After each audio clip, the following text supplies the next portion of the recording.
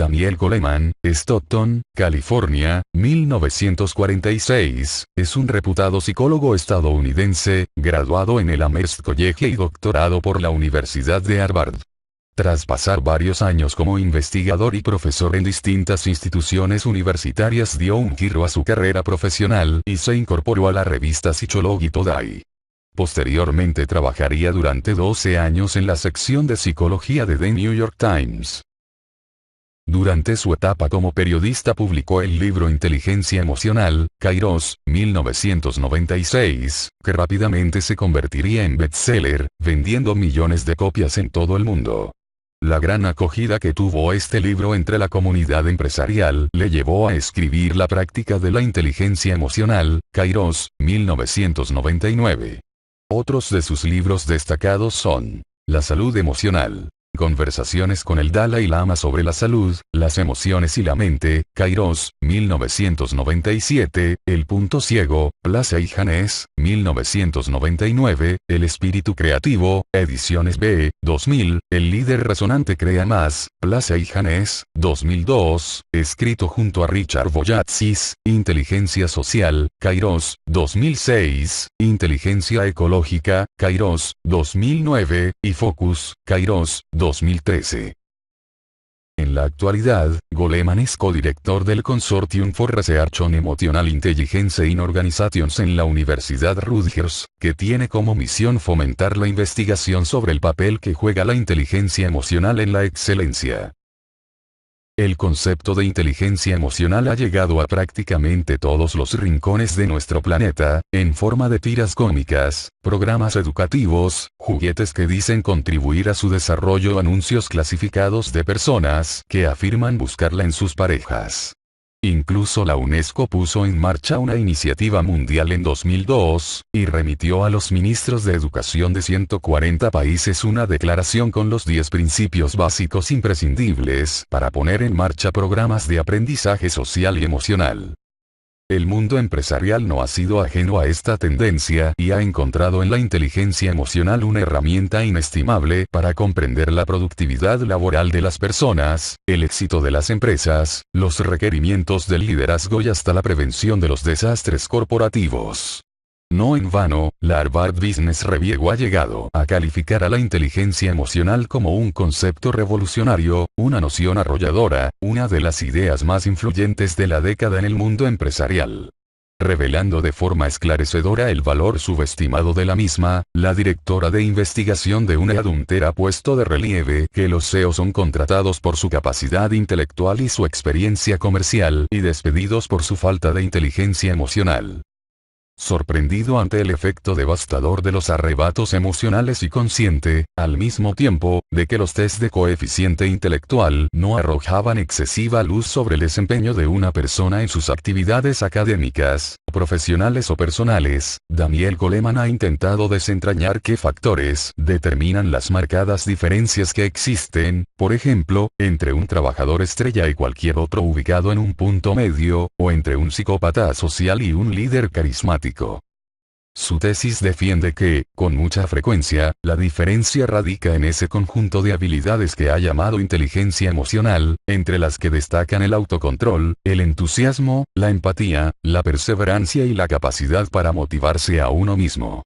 Si bien una parte de estas habilidades pueden venir configuradas en nuestro equipaje genético, y otras tantas se moldean durante los primeros años de vida, la evidencia respaldada por abundantes investigaciones demuestra que las habilidades emocionales son susceptibles de aprenderse y perfeccionarse a lo largo de la vida, si para ello se utilizan los métodos adecuados. Las emociones en el cerebro. El diseño biológico que rige nuestro espectro emocional no lleva 5 ni 50 generaciones evolucionando. Se trata de un sistema que está presente en nosotros desde hace más de 50.000 generaciones y que ha contribuido, con demostrado éxito, a nuestra supervivencia como especie. Por ello, no hay que sorprenderse si en muchas ocasiones, frente a los complejos retos que nos presenta el mundo contemporáneo, respondamos instintivamente con recursos emocionales adaptados a las necesidades del Pleistoceno. En esencia, toda emoción constituye un impulso que nos moviliza a la acción. La propia raíz etimológica de la palabra da cuenta de ello, pues el latín movere significa moverse y el prefijo e denota un objetivo. La emoción, entonces, desde el plano semántico, significa movimiento hacia, y basta con observar a los animales o a los niños pequeños para encontrar la forma en que las emociones los dirigen hacia una acción determinada, que puede ser huir, chillar o recogerse sobre sí mismos. Cada uno de nosotros viene equipado con unos programas de reacción automática o una serie de predisposiciones biológicas a la acción. Sin embargo, nuestras experiencias vitales y el medio en el cual nos haya tocado vivir irán moldeando con los años ese equipaje genético para definir nuestras respuestas y manifestaciones ante los estímulos emocionales que encontramos. Un par de décadas atrás, la ciencia psicológica sabía muy poco, si es que algo sabía, sobre los mecanismos de la emoción. Pero recientemente, y con ayuda de nuevos medios tecnológicos, se ha ido esclareciendo por vez primera el misterioso y oscuro panorama de aquello que sucede en nuestro organismo mientras pensamos, sentimos, imaginamos o soñamos. Gracias al escáner cerebral se ha podido ir desvelando el funcionamiento de nuestros cerebros y, de esta manera, la ciencia cuenta con una poderosa herramienta para hablar de los enigmas del corazón e intentar dar razón de los aspectos más irracionales del psiquismo. Alrededor del tallo encefálico, que constituye la región más primitiva de nuestro cerebro y que regula las funciones básicas como la respiración o el metabolismo, se fue configurando el sistema límbico, que aporta las emociones al repertorio de respuestas cerebrales. Gracias a este, nuestros primeros ancestros pudieron ir ajustando sus acciones para adaptarse a las exigencias de un entorno cambiante. Así, fueron desarrollando la capacidad de identificar los peligros, temerlos y evitarlos. La evolución del sistema límbico estuvo, por tanto, aparejada al desarrollo de dos potentes herramientas: la memoria y el aprendizaje. En esta región cerebral se ubica la amígdala, que tiene la forma de una almendra y que, de hecho, recibe su nombre del vocablo griego que denomina a esta última. Se trata de una estructura pequeña, aunque bastante grande en comparación con la de nuestros parientes evolutivos, en la que se depositan nuestros recuerdos emocionales y que, por ello mismo, nos permite otorgarle significado a la vida. Sin ella, nos resultaría imposible reconocer las cosas que ya hemos visto y atribuirles algún valor. Sobre esta base cerebral en la que se asientan las emociones, fue creándose hace unos 100 millones de años el neocórtex. La región cerebral que nos diferencia de todas las demás especies y en la que reposa todo lo característicamente humano. El pensamiento, la reflexión sobre los sentimientos, la comprensión de símbolos, el arte, la cultura y la civilización encuentran su origen en este esponjoso reducto de tejidos neuronales. Al ofrecernos la posibilidad de planificar a largo plazo y desarrollar otras estrategias mentales afines, las complejas estructuras del neocórtex nos permitieron sobrevivir como especie. En esencia, nuestro cerebro pensante creció y se desarrolló a partir de la región emocional y estos dos siguen estando estrechamente vinculados por miles de circuitos neuronales. Estos descubrimientos arrojan muchas luces sobre la relación íntima entre pensamiento y sentimiento. La emergencia del neocórtex produjo un sinnúmero de combinaciones insospechadas y de gran sofisticación en el plano emocional, pues su interacción con el sistema límbico nos permitió ampliar nuestro abanico de reacciones ante los estímulos emocionales y así, por ejemplo, ante el temor, que lleva a los demás animales a huir o a defenderse, los seres humanos podemos optar por llamar a la policía, realizar una sesión de meditación trascendental o sentarnos a ver una comedia ligera. Asimismo, con el neocórtex emergió en nosotros la capacidad de tener sentimientos sobre nuestros sentimientos, inducir emociones o inhibir las pasiones.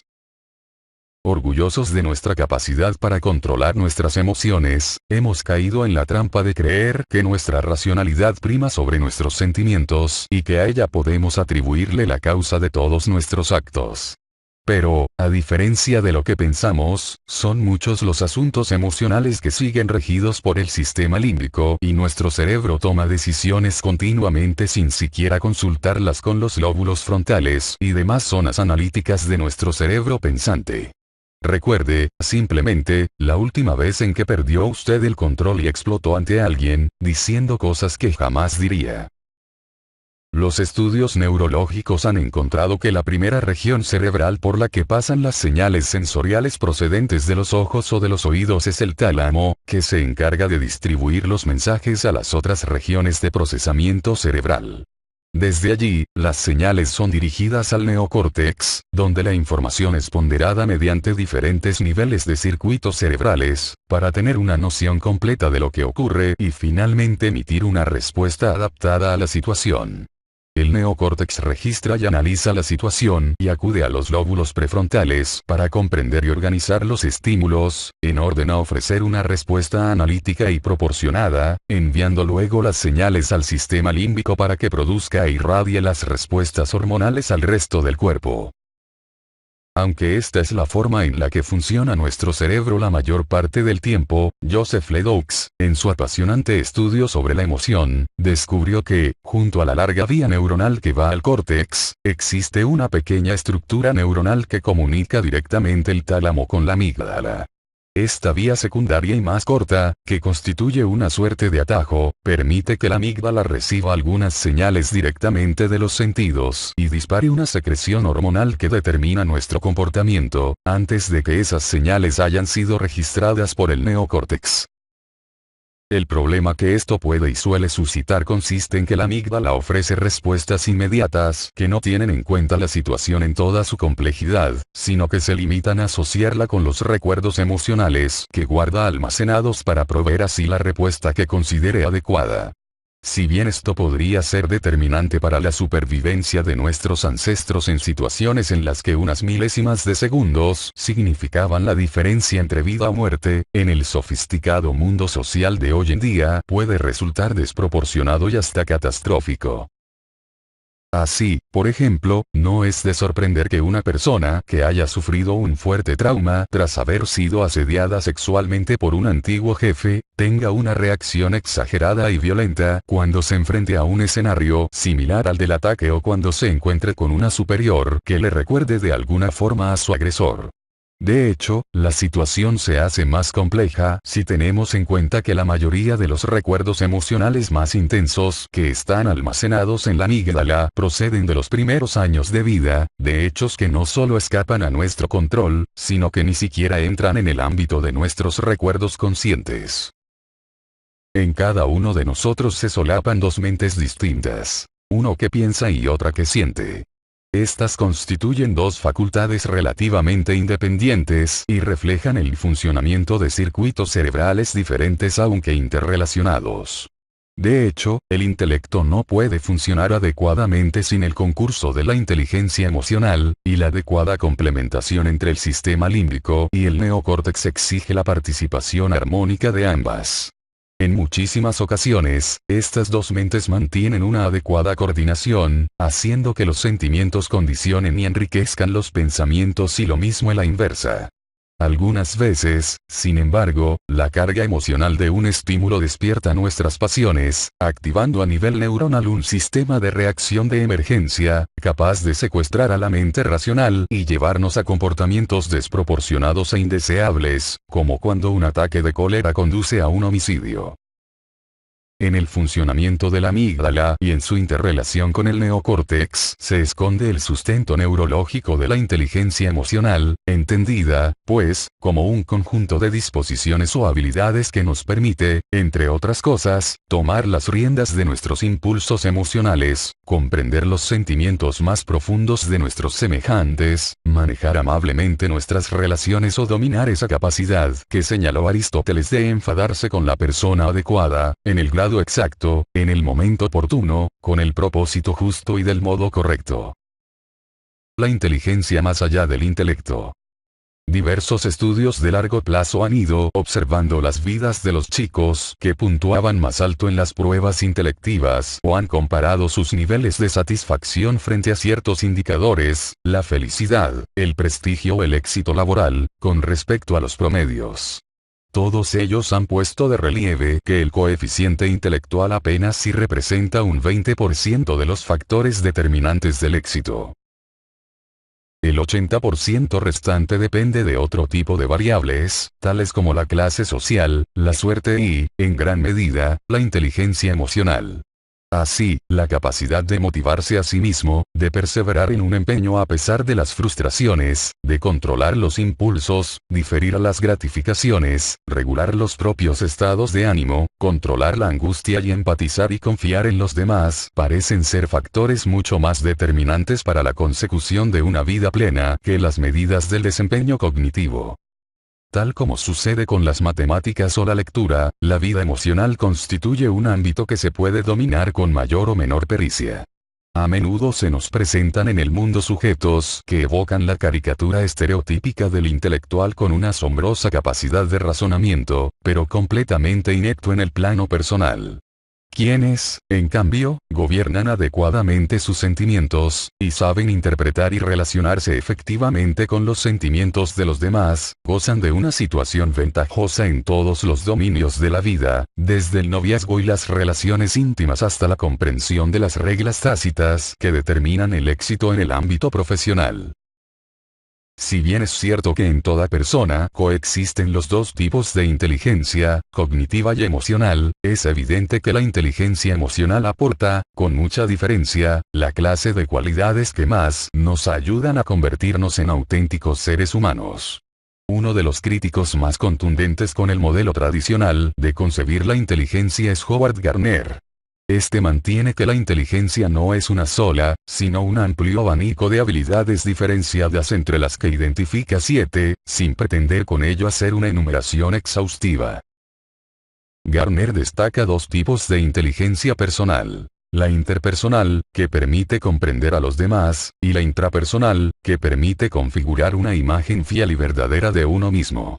De forma más específica, y siguiendo el sendero abierto por Gardner, Peter Salovey ha organizado las inteligencias personales en 5 competencias principales. El conocimiento de las propias emociones, la capacidad de controlar estas últimas, la capacidad de motivarse uno mismo, el reconocimiento de las emociones ajenas y el control de las relaciones. Las habilidades emocionales no solo nos hacen más humanos, sino que en muchas ocasiones constituyen una condición de base para el despliegue de otras habilidades que suelen asociarse al intelecto, como la toma de decisiones racionales. El propio Gardner ha dicho que en la vida cotidiana no existe nada más importante que la inteligencia intrapersonal, ya que a falta de ella, no acertaremos en la elección de la pareja con quien vamos a contraer matrimonio, en la elección del puesto de trabajo, etc. El caso de Elliot constituye un ejemplo interesante de la forma en que esto sucede. Tras una intervención quirúrgica en la que le extirparon un tumor cerebral, Elliot sufrió un cambio radical en su personalidad y en pocos meses perdió su trabajo, arruinó su matrimonio y dilapidó todos sus recursos. Aunque sus capacidades intelectuales seguían intactas, como corroboraban los tests que se le realizaron, Elliot malgastaba su tiempo en cualquier pequeño detalle, como si hubiera perdido toda sensación de prioridad.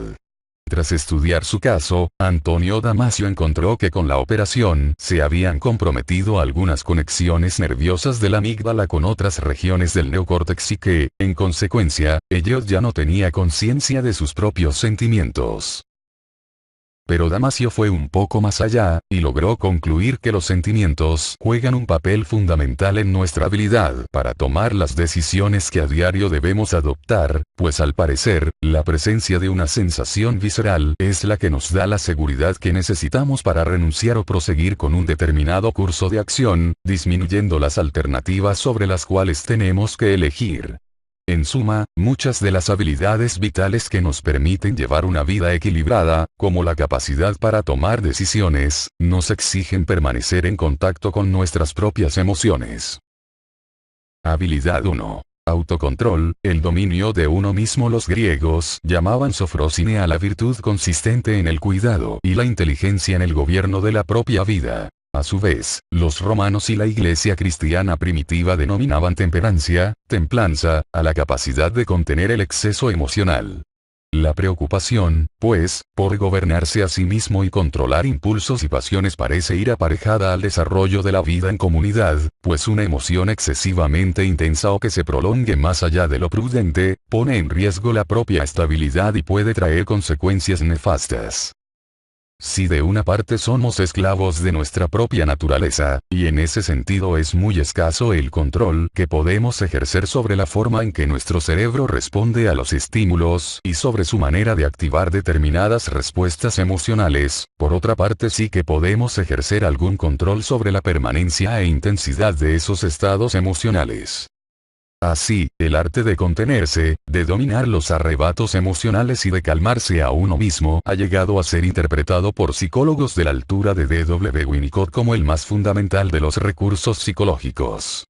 Y como ha demostrado una profusa investigación, estas habilidades se pueden aprender y desarrollar, especialmente en los años de la infancia en los que el cerebro está en perpetua adaptación. Para comprender mejor estas afirmaciones, veamos su aplicación en el caso del enfado y la tristeza. El enfado es una emoción negativa con un intenso poder seductor, pues se alimenta a sí misma en una especie de círculo cerrado, en el que la persona despliega un diálogo interno para justificar el hecho de querer descargar la cólera en contra de otro. Cuantas más vueltas le da a los motivos que han originado su enfado, mayores y mejores razones creerá tener para seguir enojado, alimentando con sus pensamientos la llama de su cólera. El enfado, pues, se construye sobre el propio enfado y su naturaleza altamente inflamable atrapa las estructuras cerebrales, anulando toda guía cognitiva y conduciendo a la persona a las respuestas más primitivas.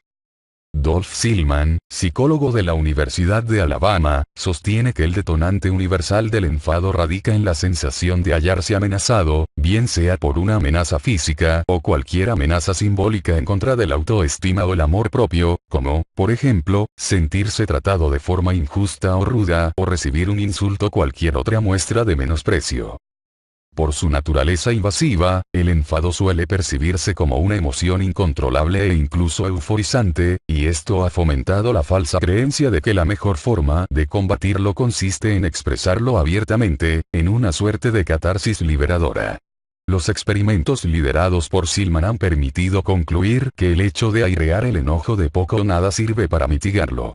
Aún más, Dianetti se ha descubierto que expresar abiertamente el enfado constituye una de las peores maneras de tratar de aplacarlo, porque los arranques de ira incrementan necesariamente la excitación emocional del cerebro y hacen que la persona se sienta todavía más irritada.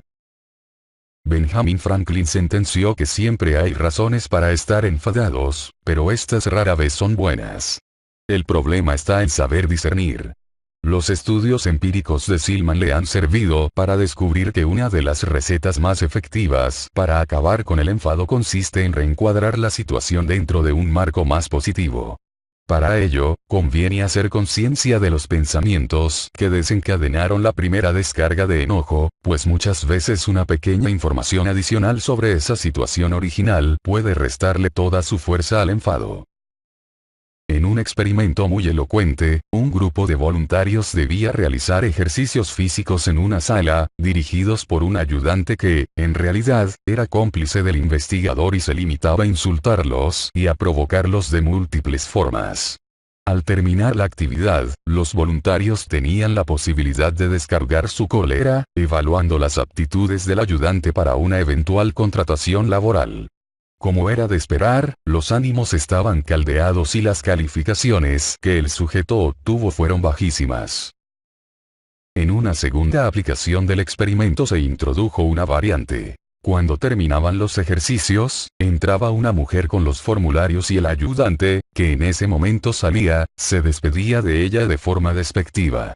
Ella, sin embargo, parecía tomarse sus palabras con buen humor y luego les explicaba a los asistentes que su compañero estaba pasando por muy mal momento, sometido a intensas presiones por un examen al que se sometería pronto. Esa pequeña información bastó para modular el enfado de los voluntarios, quienes en esta ocasión calificaron de forma mucho más benévola las aptitudes del ayudante.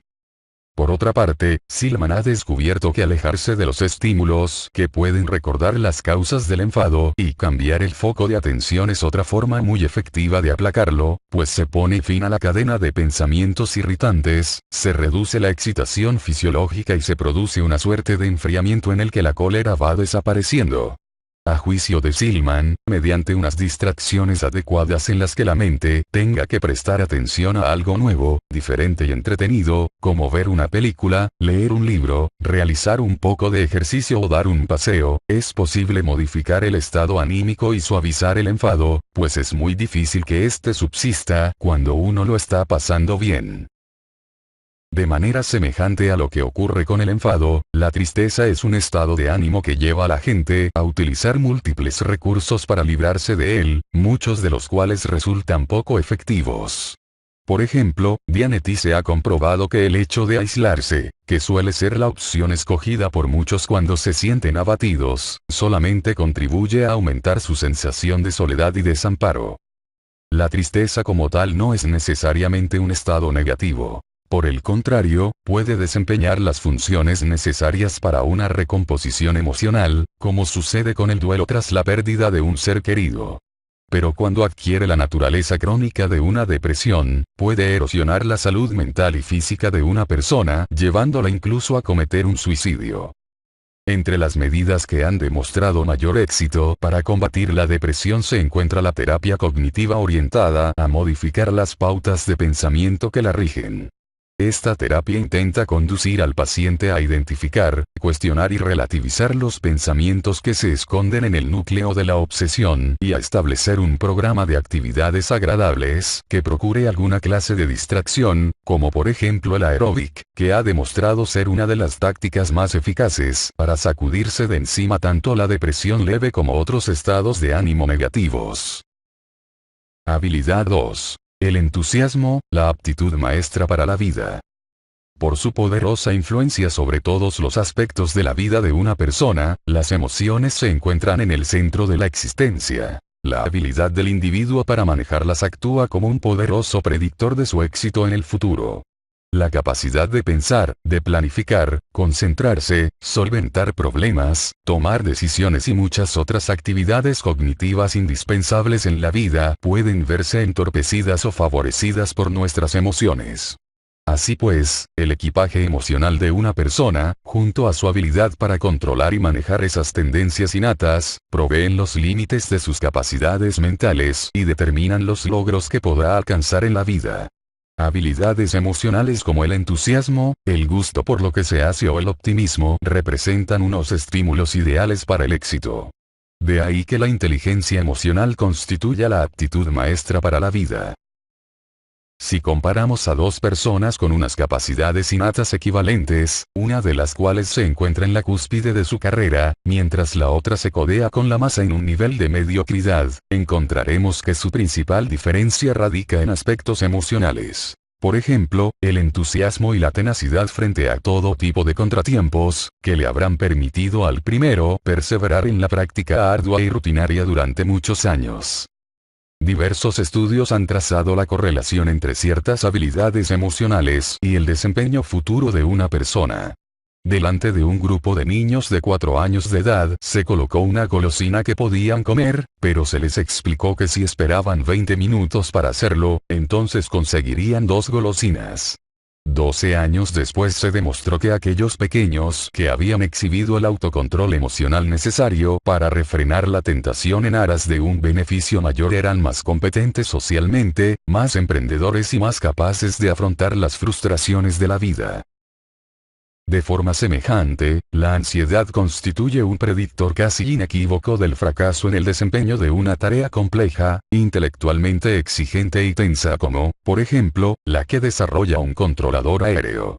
Un estudio realizado sobre 1.790 estudiantes de control del tráfico aéreo arrojó que el indicador de éxito y fracaso estaba mucho más relacionado con los niveles de ansiedad que con las cifras alcanzadas en los tests de inteligencia.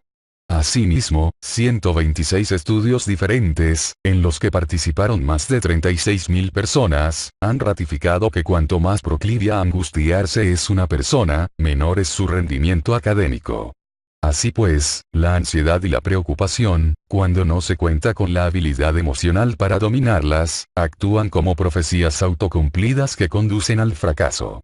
En cuanto al entusiasmo y la habilidad para pensar de forma positiva, C.R. Snyder, psicólogo de la Universidad de Kansas, descubrió que las expectativas de un grupo de estudiantes universitarios eran un mejor predictor de sus resultados en los exámenes que sus puntuaciones en un test llamado SAT, que tiene una elevada correlación con el coeficiente intelectual. Según Snyder, la esperanza es algo más que la visión ingenua de que todo irá bien. Se trata de la creencia de que uno tiene la voluntad y dispone de la forma de llevar a cabo sus objetivos, cualesquiera que estos sean. Con el optimismo sucede algo parecido. Siempre que no se trate de un fantasear irreal e ingenuo, el optimismo es una actitud que impide caer en la apatía, la desesperación o la depresión frente a las adversidades. Martin Seligman, de la Universidad de Pensilvania, lo define en función de la forma en que la gente se explica a sí misma sus éxitos y sus fracasos. Mientras que el optimista ubica la causa de sus fracasos en algo que puede cambiarse y que podrá combatir en el futuro, el pesimista se echa la culpa de sus reveses, atribuyéndolos a alguna característica personal que no es posible modificar.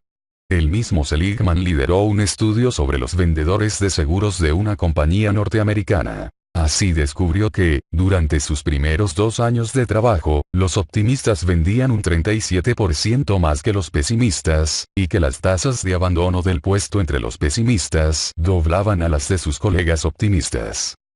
En síntesis, canalizar las emociones hacia un fin más productivo constituye una verdadera aptitud maestra.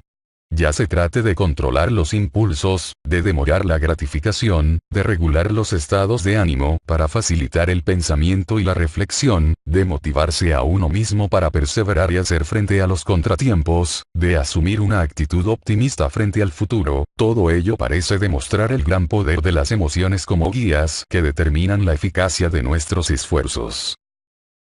Habilidad 3. La empatía, ponerse en la piel de los demás. Algunas personas tienen más facilidad que otras para expresar con palabras sus propios sentimientos. Existe otro tipo de individuos cuya incapacidad absoluta para hacerlo los lleva incluso a considerar que carecen de sentimientos.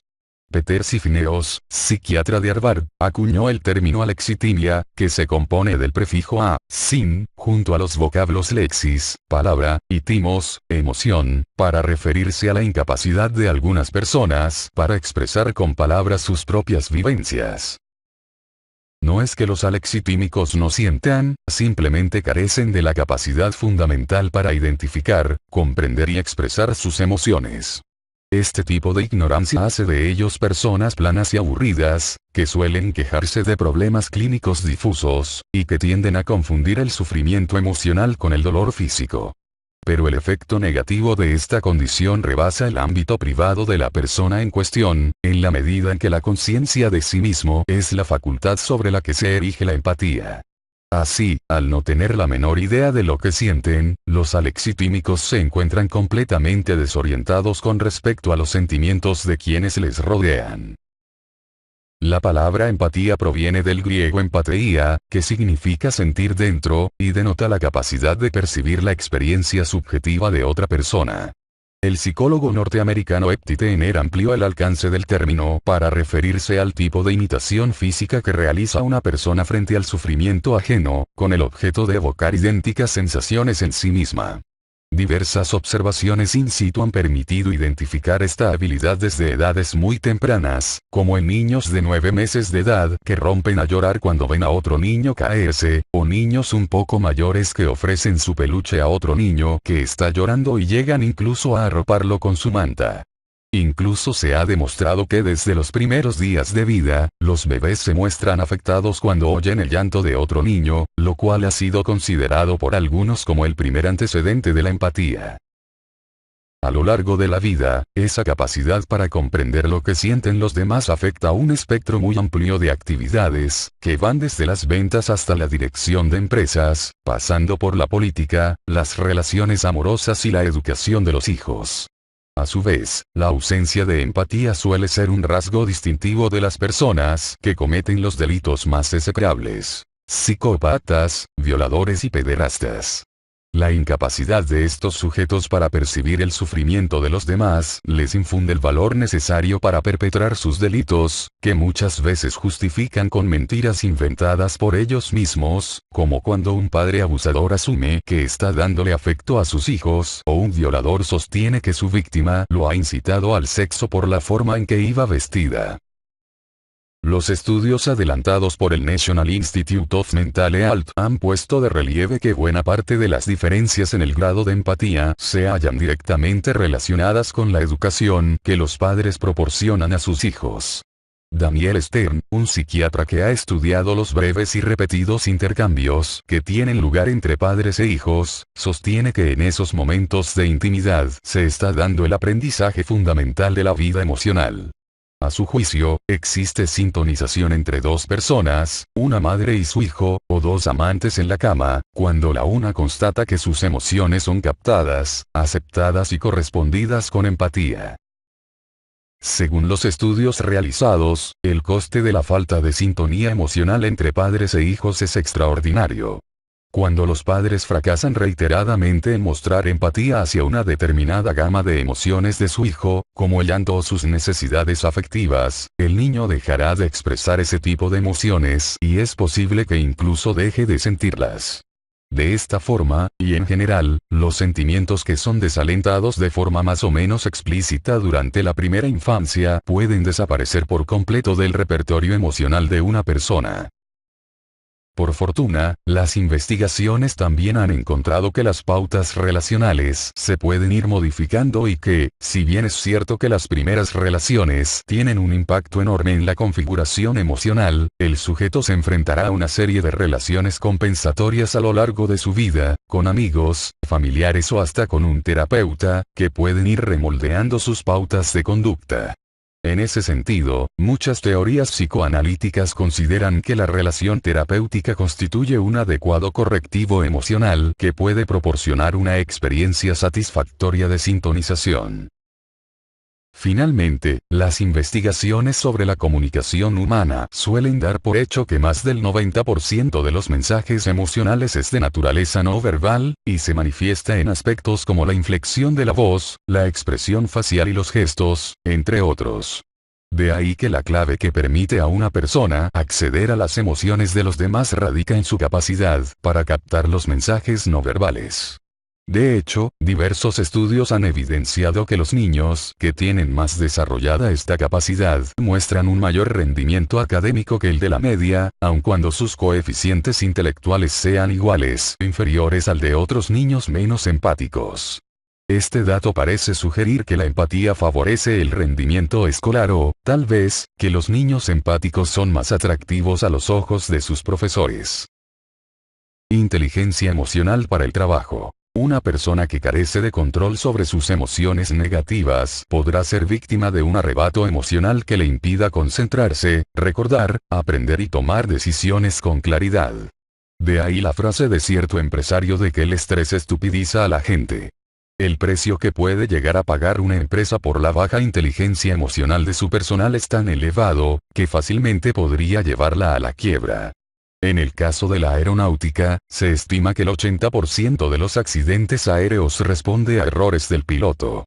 Como bien saben en los programas de entrenamiento de pilotos, muchas catástrofes se pueden evitar si se cuenta con una tripulación emocionalmente apta, que sepa comunicarse, trabajar en equipo, colaborar y controlar sus arrebatos. El tiempo de los jefes competitivos y manipuladores, que confundían la empresa con una selva, ha pasado a la historia. La nueva sociedad requiere otro tipo de superior cuyo liderazgo no radique en su capacidad para controlar y someter a los otros, sino en su habilidad para persuadirlos y encauzar la colaboración de todos hacia unos propósitos comunes. En un entorno laboral de creciente profesionalización, en el que las personas son muy buenas en labores específicas, pero ignoran el resto de tareas que conforman la cadena de valor, la productividad depende cada vez más de la adecuada coordinación de los esfuerzos individuales.